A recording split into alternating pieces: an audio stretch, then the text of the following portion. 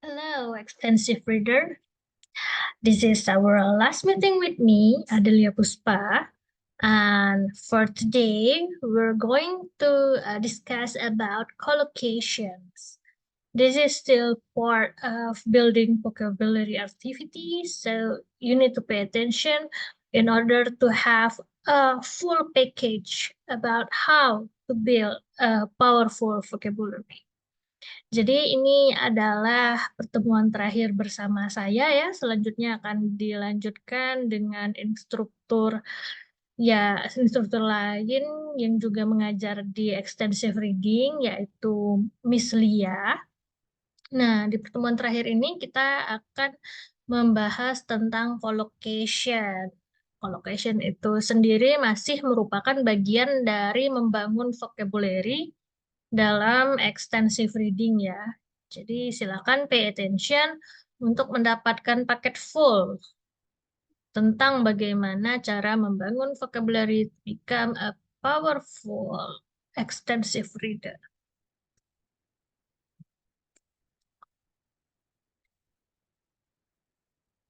Look here, as you can see on the screen, on our page title,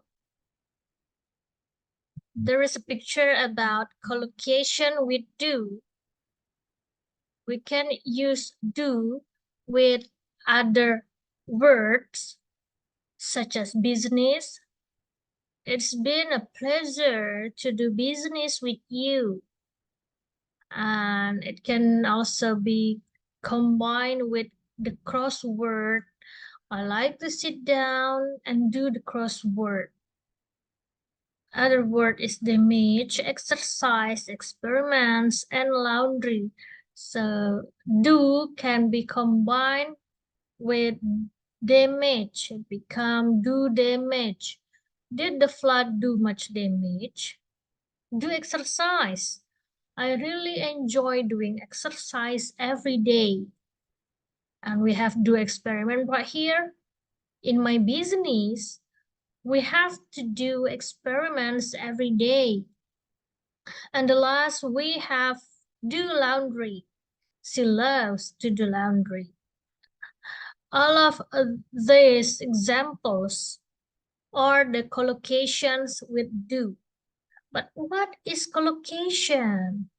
Here in this presentation, we will discover the magic of collocation, which is powerful word combination that can enhance your English fluency and make your language more natural and authentic. Okay.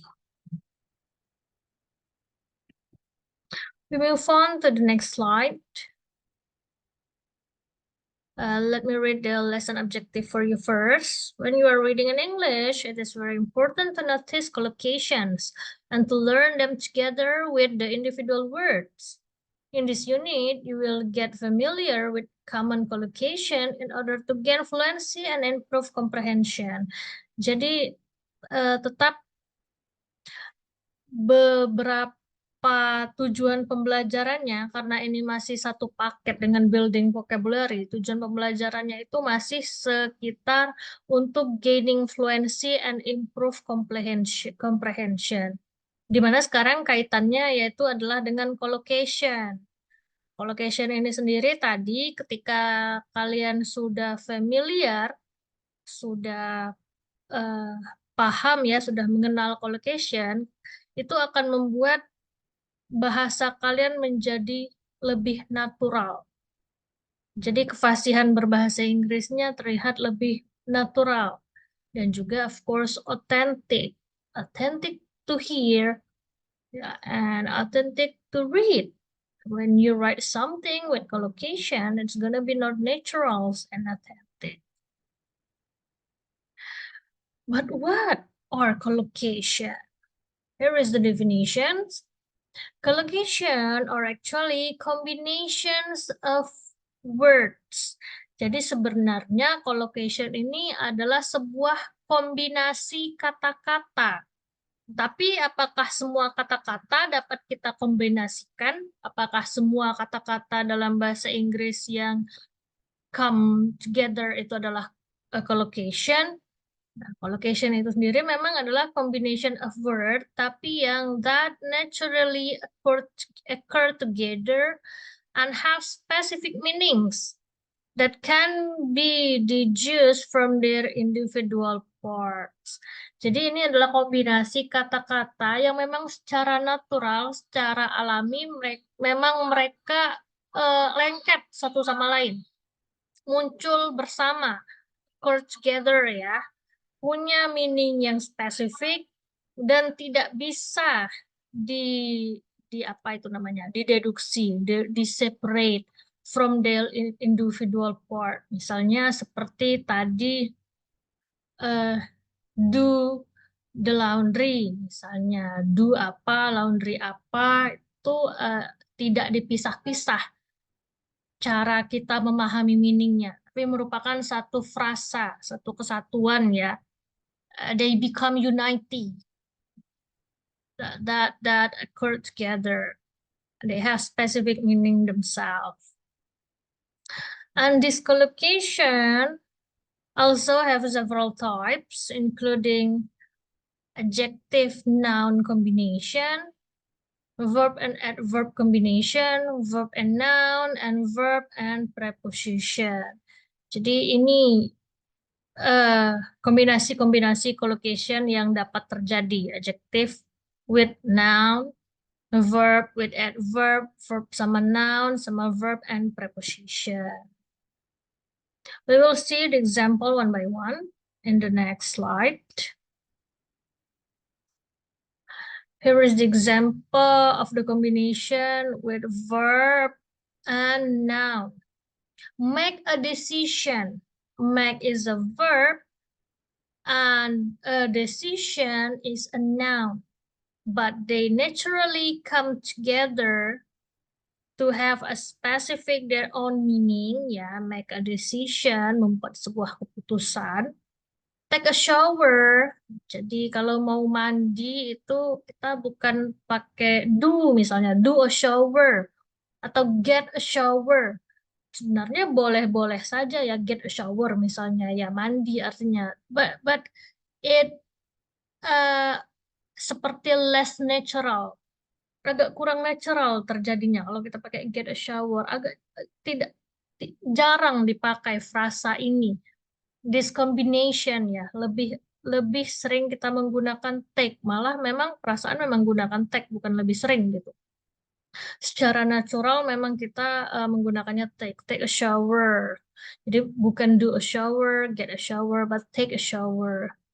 Give advice. Jadi memang pasangan kata-kata, kombinasi kata-kata that naturally occur together. Tidak bisa kita paksakan gitu. Boleh nggak pakai ini, boleh nggak pakai ini, misalnya. And we have verb and adverb combination, or sometimes it adverb and verb, like develop, verter. Develop is a verb and verter is an adverb. Demonstrate conclusively. Demonstrate is an adverb, is a verb, and conclusively is an adverb. The adverb that we usually use, as you can see here, ended with ly, li ya, berakhiran li, biasanya adverb yang kita gunakan, yang mana ini adalah adverb of manner. Jadi memang adverb itu fungsinya dalam structure atau grammatical itu adalah menjelaskan verb.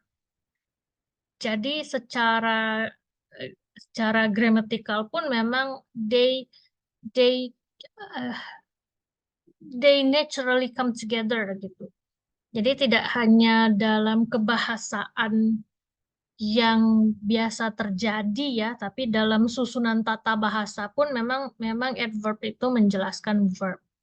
Present effectively, explore thoroughly, highly appreciate. Jadi ini yang kombinasi yang adverbnya duluan, highly appreciate and successfully complete. Adjective and noun ini yang paling sering terjadi, di mana memang adjective itu fungsinya untuk menjelaskan noun. Misalnya noun-nya adalah girl. Ya, girl yang bagaimana? Kita jelaskanlah menggunakan adjective. Girl yang smart misalnya. A smart girl atau girl yang manis, a sweet girl. Jadi tidak ada kombinasi yang adverb sama noun gitu. Misalnya noun-nya tadi girl. Terus sweetly girl itu tidak bisa ya, atau smartly girl, karena memang dalam grammatical secara structure dalam tata bahasa noun itu dijelaskan menggunakan adjective, atau kata lainnya adjective itu fungsinya untuk to describe a noun. Jadi memang memang seperti inilah kombinasinya: heavy rain, bright smile, deep sleep. The last combination is verb and preposition. Preposition itu yang mana sih? Preposition itu seperti yang on, to, apalagi of, in, misalnya ya at, itu adalah preposition. Nah, preposition ini bisa eh, kombinasinya menggunakan verb. Disebut juga biasanya prepositional phrases. Depend ini adalah verb, on adalah preposition, relate to, focus on, bring together, deal with, consist of, respond to, lead to, serve as, and point out. Gitu. Apalagi misalnya seperti ada juga yang eh, mana nih kayak consist of, ya udah ya. Saya tadi kepikirnya consist of, ternyata udah dituliskan di sini. Jadi ini yang kombinasi-kombinasi yang dapat terjadi. Common collocation in English language use yang commonly happen in language use.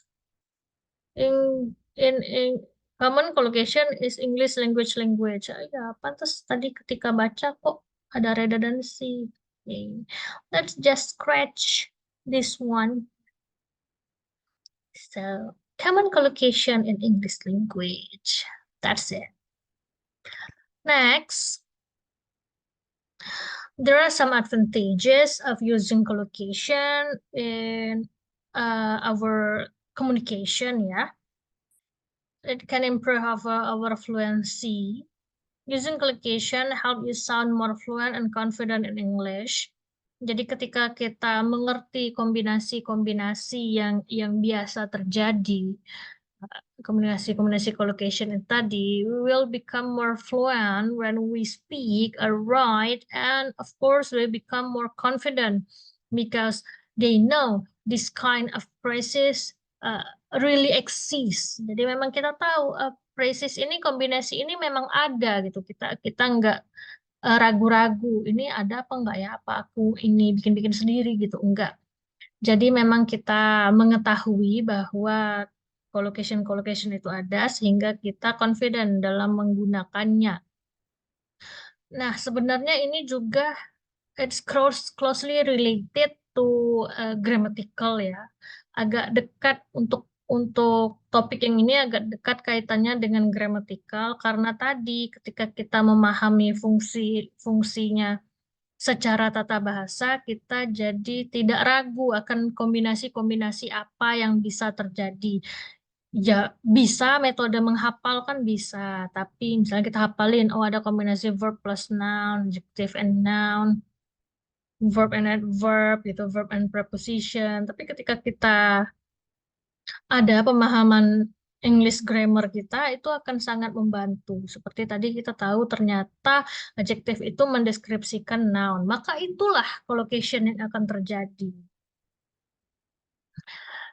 And the other advantages is about natural expression. Collocation add naturalness and authenticity to your speech, making you sound like a native speaker. Tadi, jadi kita terdengar lebih natural ketika kita menggunakan collocation, common collocation yang ada gitu. Seperti tadi, take a shower gitu kan. Timbang misalnya, I need to go shower. kelihatan di sana bahwa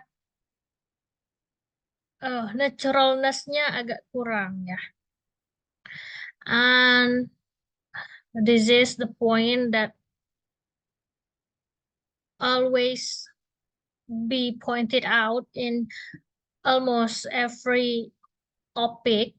Dari topik yang sebelum-sebelumnya pun ini selalu di point out tentang enhanced vocabulary. Jadi ketika kita memahami word part di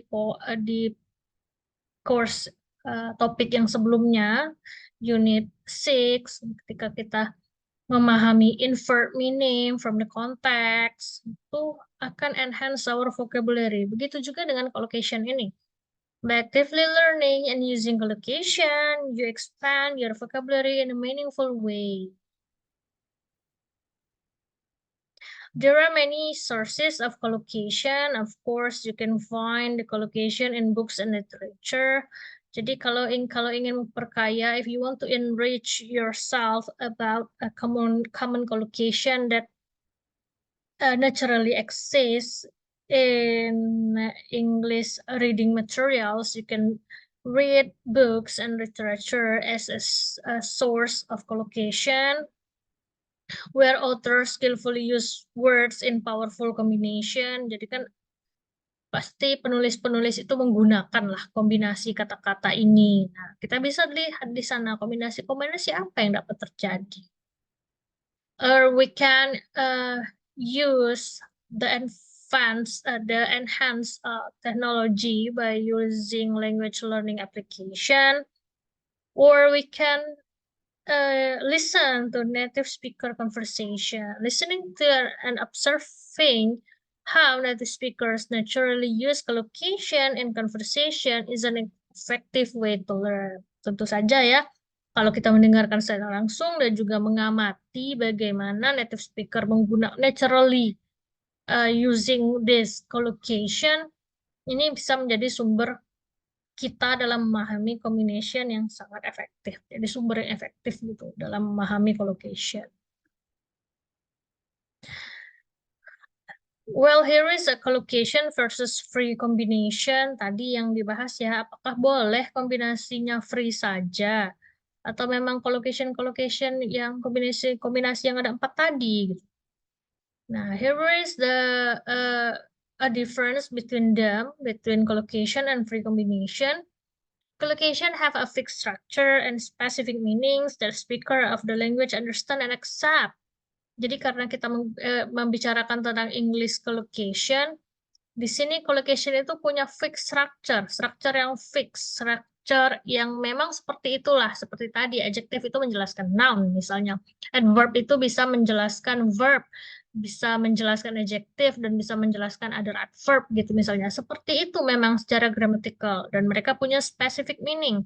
Sehingga kalau kita menggunakan collocation, pengguna bahasa ini bahasa Inggris ya yang kita bicarakan sekarang, pengguna bahasa Inggris ini dapat mengerti apa yang kita sampaikan. The speakers of the language understand and accept karena kita menggunakan common collocation that already exists gitu, yang memang sudah ada gitu. Sudah ketimbang ketika kita menggunakan free combination.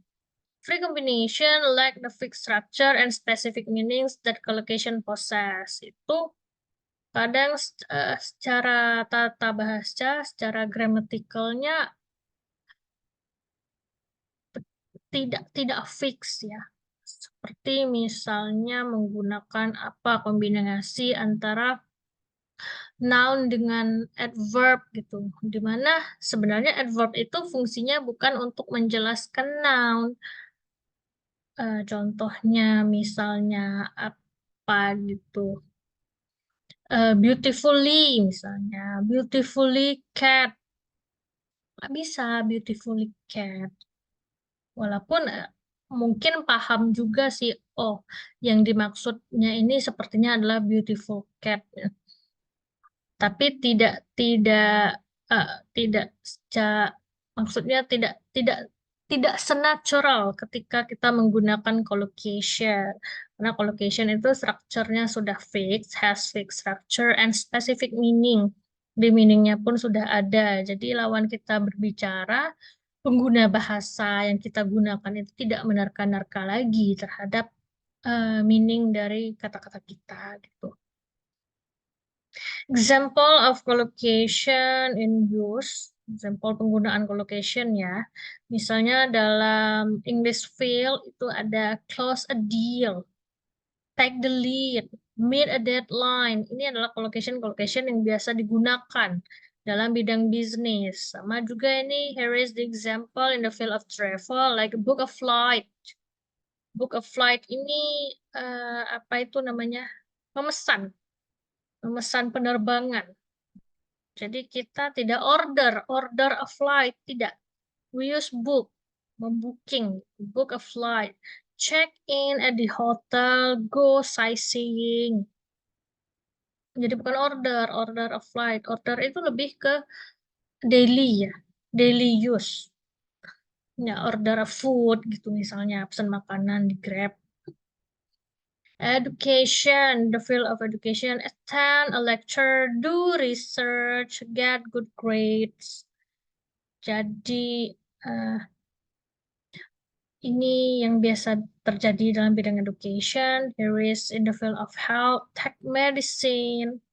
Jadi tidak harus drink gitu, drink medicine, mentang-mentang minum obat gitu kita pakai drink. Nah itu tadi maksudnya yang free combination, walaupun memang masih take medicine ini verb dan noun ya. Drink medicine juga verb dan noun sebenarnya, tapi sangat Indonesia sekali gitu. Minum obat kita English-kan menjadi drink medicine. Sedangkan sudah ada kombinasi dalam bahasa Inggrisnya yang common collocation-nya yang biasa digunakan, yaitu menggunakan take, bukan menggunakan drink. Take medicine, have a check up, lose weight.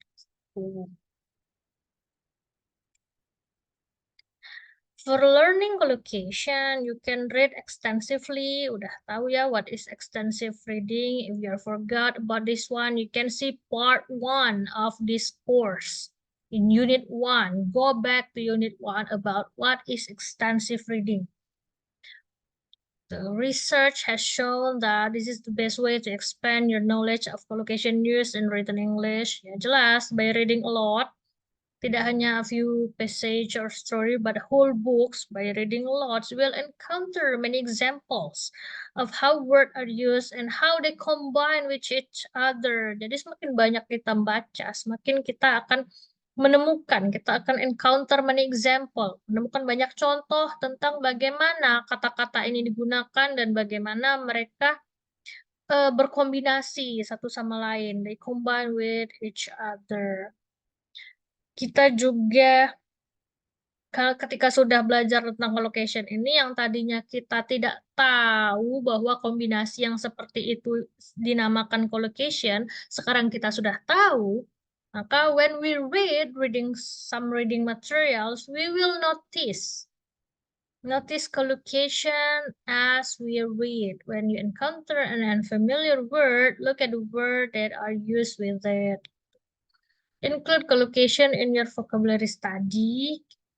Focus on collocation dan include word in word list in appendices 1 and 2. Nah, ini bisa ada list kata-kata di halaman 303 sampai 309 di appendicesnya. 303 sampai 309 di mana? Where? In our course book, Extensive Reading by Linda Jeffries. Yeah. Well, this is our last material with me.